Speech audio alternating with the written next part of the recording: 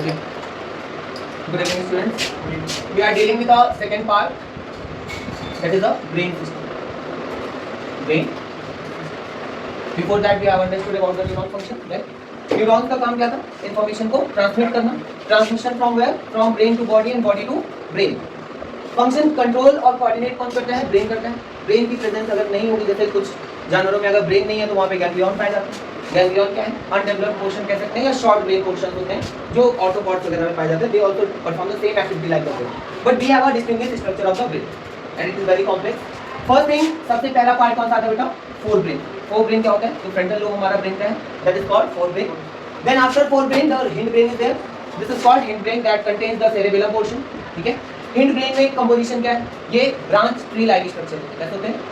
Branch tree. यहाँ पे branching जैसा structure आपको दिखेगा circular frame में, right? जैसे leaves में होता है ना reticulate venation. Reticulate venation देखा है? Large number of veins are arising from a main stem, right? तो ये रेटिकुलेट वेनेशन, इससे आप पहचान सकते हैं कि ये सेरेबेलम है. और यहाँ पे जो है ये आपका स्पाइरल अरेंजमेंट होता है और फ्रंटल लोब होता है. लास्ट हिंड ब्रेन है जो सॉरी मिड ब्रेन है. मिड ब्रेन आपका क्या कंट्रोल करता है बेटा? बेसिकली जितने भी रिलेटेड फंक्शन रिफ्लेक्स मूवमेंट्स होते हैं उसको कौन कवर करता है? Mid brain. फोर ब्रेन का काम स्मेल और साइट से रिलेटेड एक्टिविटीज का है. ऐसी चीजें जो हमारे ब्रेन में थॉट प्रोसेस डेवलप करें, थिंकिंग प्रोसेस डेवलप करें, उसे कौन कंट्रोल करता है? सेरेब्रम करता है. कौन करता है? सेरेब्रम. यानी कि सबसे ज्यादा जो वर्क फंक्शन है वो किसका है? सेरेब्रम का है. कैलकुलेशन हो गया या फिर किसी चीज की थॉट प्रोसेस है, क्वेश्चन के एनालिटिक्स है, रीजनिंग है, कैलकुलेशन से रिलेटेड और भी टर्म्स है, उनको परफॉर्म करने का काम कौन करेगा? सेरेब्रम करेगा. कौन करेगा?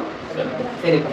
सेरेबेलम का काम है बॉडी के कोऑर्डिनेशन को बैलेंस करना और बॉडी के साथ कोऑर्डिनेट करना. यानी कि जैसे मान लो पेन पकड़ना है तो this we perform with the help of cerebellum. Pencil पकड़ना है, स्ट्रेट लाइन पे चलना है, ठीक है? यानी कि जहां पे बॉडी बैलेंसिंग का काम कर रहे हैं वहां पे कौन फंक्शन कर रहा है? सेरेबेलम. कौन कर रहा है? सेरेबेलम. अगर कंपोनेंट की बात करें तो ब्रेन में मेजरली 3 कंपोनेंट्स है. First one is fore brain, second is mid and third is hind brain.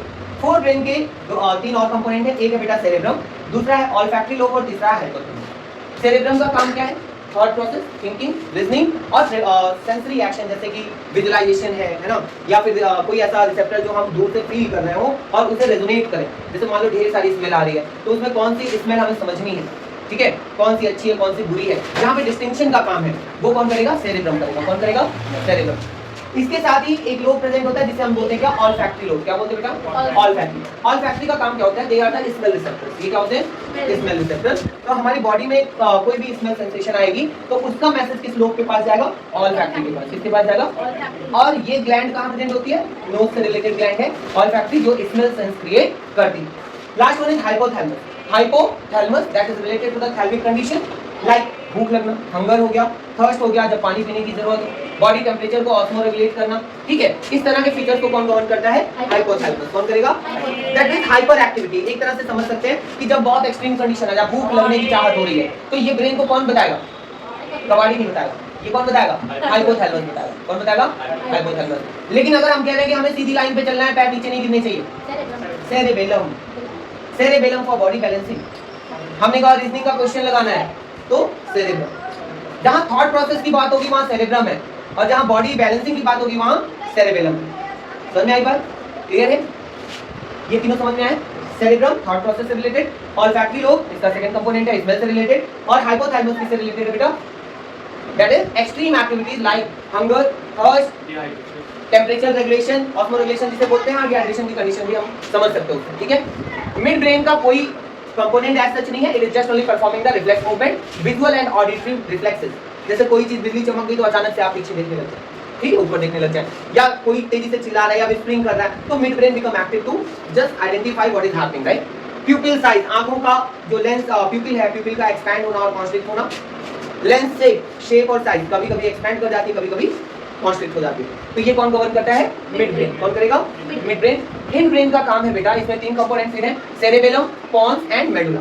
Cerebellum is controlling the body balance and coordination. That means when we are walking, when we are moving, when we are jumping, it used to balance the body, right? So that we can perform the action in a proper way. समझ में आई बात? Pons का काम है respiration function को control करना या regulate करना. That means when we are respiring, that is governed by the pons of the hind brain. Pons of the hind brain. Last one is medulla oblongata. It is related to the salivation, swallowing, coughing, खांसना, छींकना, ये कफ करना, ये सब किसका function है? That is function of medulla oblongata. Involuntary actions को भी ये regulate करता है, यानी हार्ट बीट को, फ्लिपिंग ऑफ योर आईलिड्स, है ना, ऐसे एक्शन जो हमारे कंट्रोल में ना हो, जो सेल्फ रेगुलेटेड हो, उन्हें क्या बोलते हैं? Involuntary action. अंडरस्टूड? समझ में आया? Now see the arrangement. यहाँ पे एक ग्लैंड हमने लिखी है, पिट्यूटरी ग्लैंड। ये क्या होती है बेटा? पी पॉड लाइक स्ट्रक्चर होता है, pea pod like structure, and it is the master gland, it is the master gland of the body. जितना छोटा है उतना बड़ा फंक्शन इसका है। Maximum hormonal hormones are secreted by the pituitary gland, it regulates the all hormones activities. ठीक है, GnRH से लेके एफएसएच, एसएच, इन सबको रेगुलेट करने का काम कौन करता है? पिट्यूटरी ग्लैंड करता है। कौन करता है बेटा? Pituitary. Then see the structure, this is spinal cord, right? Here we are having the midbrain. This particular region is the forebrain. It contains the cerebrum. This is the cranium layer. Cranium का मतलब जो हमारे school की layer है, internal, that is cranium layer, skull. यहाँ पे आपका बेटा ये वाला जो पोर्शन है स्पाइनल कॉर्ड का, ये देखिए यहाँ से कनेक्ट होता है किससे? मेडुला। स्पाइनल कॉर्ड के जस्ट ऊपर क्या है? मेडुला, और मेडुला कॉर्ड के ऊपर जस्ट क्या है? पॉन्स। समझ में आई बात? और यहाँ पे सेरेबेलम है। तो पीछे का जो ब्रेन है, ये वाला region, this particular region governs the body balance. ठीक है, जैसे अगर हम बात करें, क्वेश्चन आता है बोर्ड में, a liquor consuming person walks in a very adverse way, यानी कि ड्रिंक किया हुआ आदमी लड़खड़ा के चलता है, सही नहीं चल पाता। ऐसे केस में उसके किस ब्रेन पे एक्टिविटी होती है?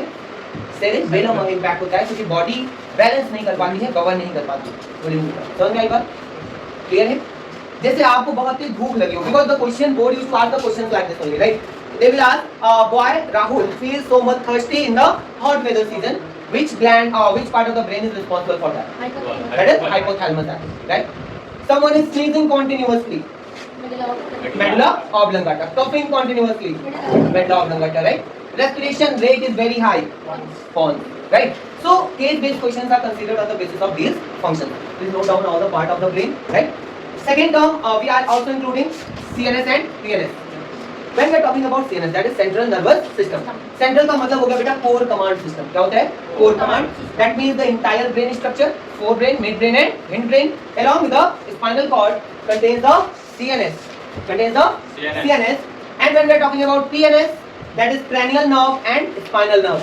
The cranial nerve which is coming from the cranial area, and spinal nerve which is coming from the spinal area. Is that clear? They are only for the transmission of the information which is directed from the brain. Is that clear? Note down the part and draw the diagram.